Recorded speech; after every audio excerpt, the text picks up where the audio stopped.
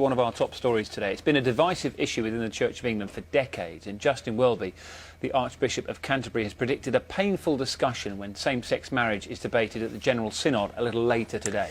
Bishops have proposed the Church maintains its ban on the ceremony. A vote against that today would signal a deep division in the organisation. And joining us now in the studio is Paul Middleton, an expert on sexuality and the Church, and Reverend Bertrand Oliver, an openly gay vicar who's in our London newsroom. Good morning to you both, gentlemen. Thank you very much for your time on this one. Paul, if we can come to you first of all, what exactly is going to happen today, and why is it such a significant meeting?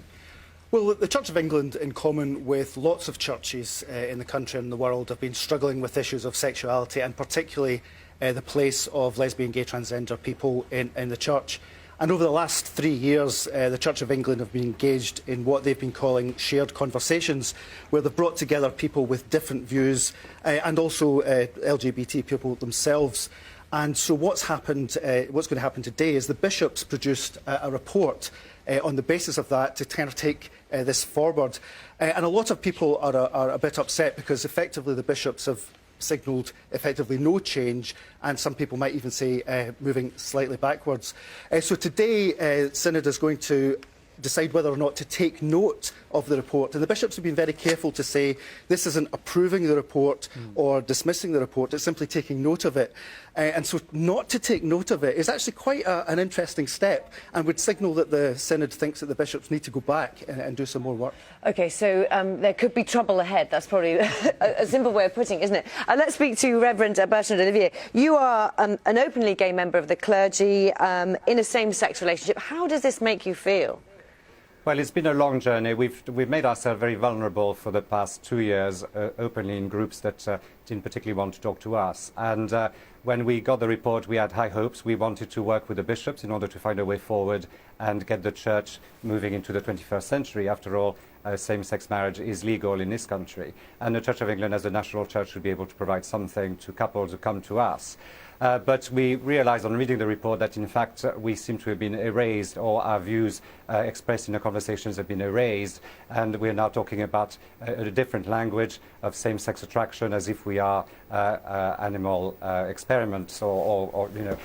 And although we've been present in a room, we don't feel that our views have been expressed. So we were hoping for something more, and though we are conscious that the bishops are trying to move things on, it's quite hard for us to go along, and certainly we wouldn't want to be taking note of this report because we think it's not representing at all what has been going on, and not representing fairly the divergence of views theological in the Church of England today. Yes, I wanted to know how you feel, because is it sort of disappointment? Is it frustration?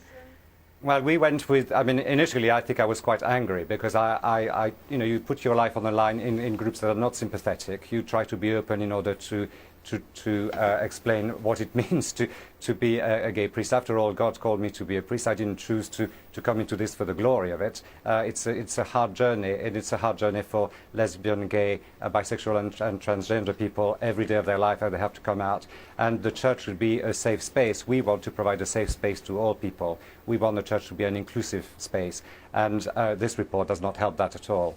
Notwithstanding the fact that the bishops are telling us that it's a provisional report, but it's already been trailed to the Anglican Communion as the last words by the Church of England on same-sex marriage. Paul, how